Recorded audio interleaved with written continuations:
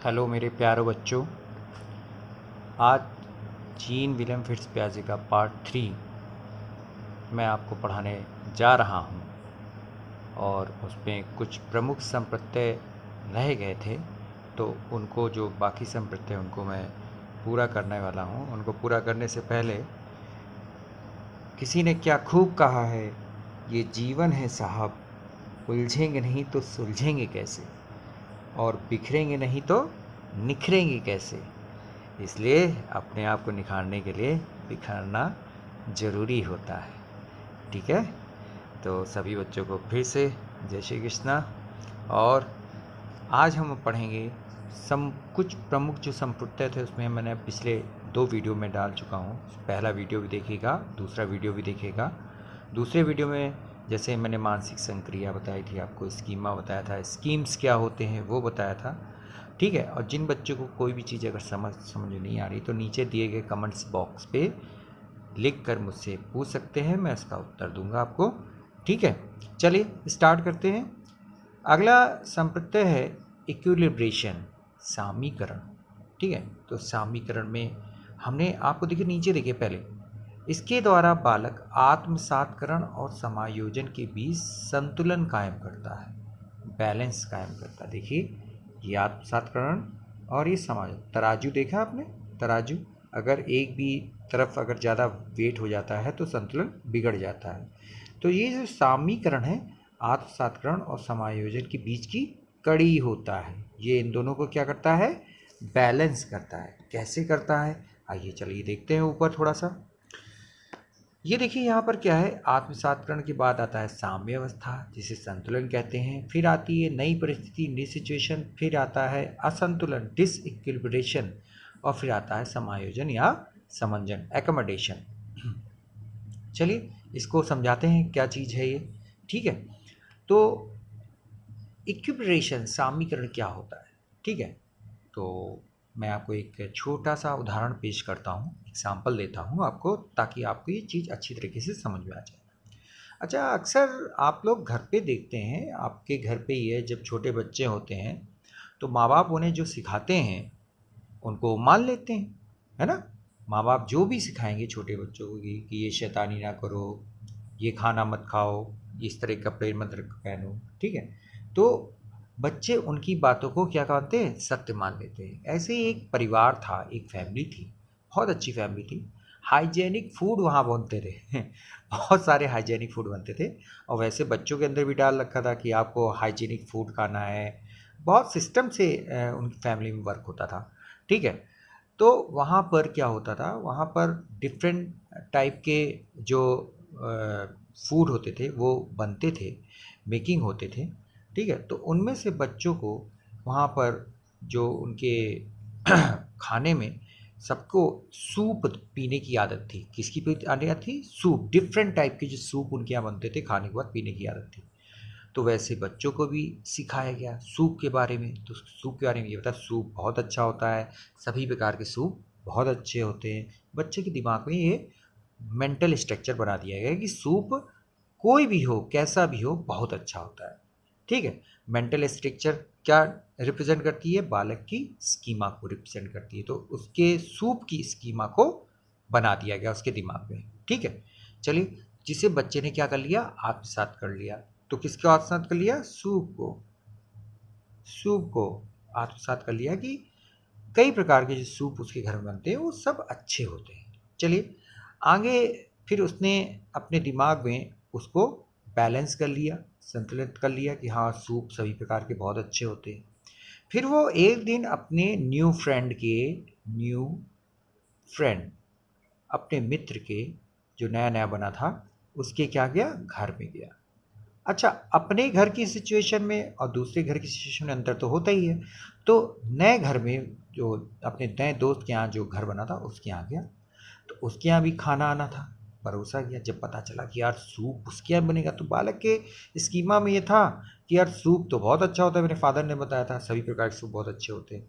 और जैसे ही उसको सूप परोसा गया और जैसे उसने चखा, तो उसको सूप इतना गंदा लगा, इतना गंदा लगा कि वो नाखुश हो गया। मतलब गुस्से में हो गया बिल्कुल कि मेरे पापा ने तो बताया सारे प्रकार का सूप अच्छा है, तो यहाँ सूप जो बना वो बिल्कुल ही अच्छा नहीं है। यानी कि क्या हो गया, उसके दिमाग में असंतुलन पैदा हो गया सूप को लेकर। ठीक है। और फिर इसके बाद उसने अपने दिमाग को समझाया, अपने आप को समझाया, समझाने के बाद खुद से समझा कि यार नहीं यार, सूप जो होते हैं सभी प्रकार के सूप अच्छे भी हो सकते हैं, लेकिन मेकिंग में कुछ हो सकता है, बनाने में कोई बनाने में जो इंग्रीडिएंट जो पड़ते हैं सूप में वो थोड़े इसमें ज़्यादा पड़े हों या कम पड़े हों। तो उसने अपने दिमाग को सूप के बारे में समझा लिया कि सारे प्रकार के सूप अच्छे नहीं होते हैं, कुछ सूप अच्छे होते हैं, कुछ सूप अच्छे नहीं होते हैं। तो ये उसने क्या कर लिया, अपने आप को समायोजित कर लिया। ठीक है। तो आप देखिए, आत्मसात्करण और समायोजन की जी बीच की जो कड़ी है, जो बैलेंस करता है किसको, आत्मसात्करण को और समायोजन को। ठीक है। तो वो क्या होता है आपका इक्विलिब्रेशन। ठीक है, क्लियर। हाँ, चलिए आगे बढ़ते हैं। फिर इसके बाद ये मैंने आपको बता ही दिया था। ठीक है, आत्मसात्करण और समायोजन के बीच की कड़ी सामीकरण होता है। ठीक है। चलिए अब आते हैं अगली जो प्रत्यय था, वो था आपका कॉग्निटिव स्ट्रक्चर, संज्ञानात्मक संरचना। ठीक है। चलिए एक एग्जाम्पल बताते हैं आपको कि एक बालक साइकिल से जा रहा था। ठीक है, साइकिल पे जा रहा था तो उसने देखा कि कुछ लोग भीड़ एकत्रित किए हुए हैं। वहाँ पर एक एक्सीडेंट हुआ था। ठीक है, एक्सीडेंट जब हुआ था तो वहाँ पर वो भी देखने चला गया। अब बालक का तात्पर्य छोटा भी हो सकता है, बड़ा भी हो सकता है, तो हम यहाँ बड़े बालक से लेंगे। ठीक है। तो वो वहाँ पर जब एक्सीडेंट होते देखा तो उसके पड़ोस का आदमी दिखा उसे, जो कि बहुत ही गंदा था। ठीक है, उसके कार्यकलाप बहुत ही गंदे थे। अब उसने कहा कि अब मैं क्या करूं, अगर मैं इसको हॉस्पिटल ले जाता हूं तो पुलिस मुझे कई प्रकार के सवाल पूछेगी, मैं क्या करूंगा। ठीक है। और फिर उसने बहुत सोचा विचारा, हर एक पहलू को अपने दिमाग में रखा, फिर लास्ट में एक डिसीजन लिया कि हमें इसको नहीं ले जाना है। ठीक है। तो वेरी कहने का मतलब है, इस कहानी से तात्पर्य है कि सेट ऑफ मेंटल ऑर्गेनाइजेशन और abilities are known as cognitive structure. मानसिक संगठन या योग्यताओं का समूह संज्ञानात्मक संरचना कहलाती है। ठीक है। तो इसमें क्या है, इसमें जब विद्यार्थी के सामने एक नई समस्या उत्पन्न होती है तो उस समस्या को हल करने के लिए दिमाग की जो सारी शक्तियाँ क्या हो जाती हैं, एक हो जाती हैं। जब सारी शक्तियाँ एक हो जाती हैं तो उसका समाधान हो जाता है उस समस्या का। तो मानसिक योग्यता या मेंटल एबिलिटीज़ की जो शक्ति होती है, पहला होता है तर्क करना, फिर चिंतन करना, फिर कल्पना करना, फिर स्मृति रिमेंबरिंग, फिर विचार करना, फिर लर्निंग करना, फिर प्रॉब्लम सॉल्विंग समस्या समाधान, फिर क्लासिफिकेशन करना। तो ये सारी क्या है, मानसिक संगठन या माइंड की ये क्या है, शक्तियाँ हैं, जो सेट के रूप में, जो समुच्चय के रूप में इकट्ठित रहती हैं। कैसे रहती हैं, समुच्चय के रूप में इकट्ठा हो जाती है। यानी जब भी किसी व्यक्ति के सामने कोई नई समस्या आती है, उस समस्या का समाधान करने के लिए बालक अपनी मानसिक संगठन में जो शक्तियाँ होती हैं उनको संग्रहित करता है, उनको एक साथ करता है और फिर एक डिसीजन लेता है, फिर एक निर्णय लेता है उस समस्या का समाधान करने के लिए।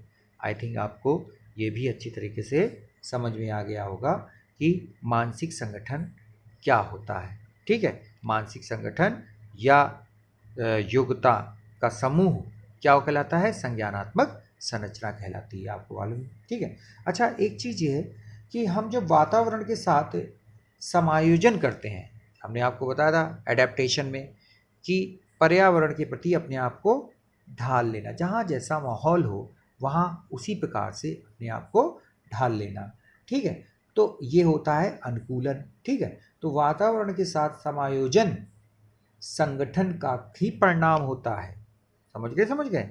अगर हम जो भी माहौल हो उसमें जितनी जल्दी से अपने आप को एडजस्ट कर लेते हैं, वो किसका परिणाम होता है, वो आपका संज्ञानात्मक संरचना का ही परिणाम होता है, क्योंकि सारी शक्तियां मिलकर उस समस्या के समाधान को करने में लग जाती है, ताकि हमारा समस्या समाधान हो जाता है। जैसे एन एग्जाम्पल, जैसे हम लेते हैं आपके एग्जाम्पल, जैसे सीटेट CTET 2020 अभी आने वाला है, आपको जुलाई में एग्ज़ाम देंगे। तो समस्या क्या है आपके सामने?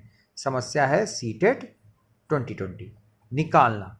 अब निकालने में क्या करेंगे, उसको कैसे निकालेंगे, चिंतन करेंगे, कल्पना करेंगे, ठीक है। उसमें क्या क्या मेन चीज़ें हैं उसको स्मृति करेंगे, माने रिमेंबर करेंगे। फिर उस एग्ज़ाम को कैसे निकालना है, क्या तैयारी करनी है, ये आइडिया अपने दिमाग में लाएंगे, किस तरीके से पढ़ना है, ठीक है। और जब ये सारी शक्तियाँ एक हो जाएंगी तो हमारा समस्या समाधान भी हो जाता है, ठीक है। क्लासिफिकेशन भी करते हैं। तो ये सारी शक्तियाँ हमारी जब एक होकर काम करती है तो हमारा सीटेट 2020 एग्ज़ाम भी हमारा निकल जाएगा। इसका रिजल्ट क्या होगा, बहुत ही अच्छा आता है, ठीक है। तो ये आप ध्यान रखिएगा, जब भी हमारे पास कोई समस्या होती है उस समस्या के समाधान के लिए हमारी ये मानसिक शक्तियाँ इकट्ठा होकर काम करती हैं, ठीक है। और वातावरण के साथ क्या करती हैं, समायोजन करती हैं, ठीक है। आपको समझ आ गया होगा। चलिए, एक बुक है the language and the thought of the child. ये अगर क्वेश्चन में आ जाए तो ये किसकी बुक है, जीन पियाजे की। अब हमने आपको बताया था बच्चे अपनी समझ का सृजन खुद करते हैं, अपनी खोज खुद करते हैं, किस तरीके से सोचते हैं, कैसे करते हैं, ठीक है। ये बच्चे अपने आप ही करते हैं, ठीक है।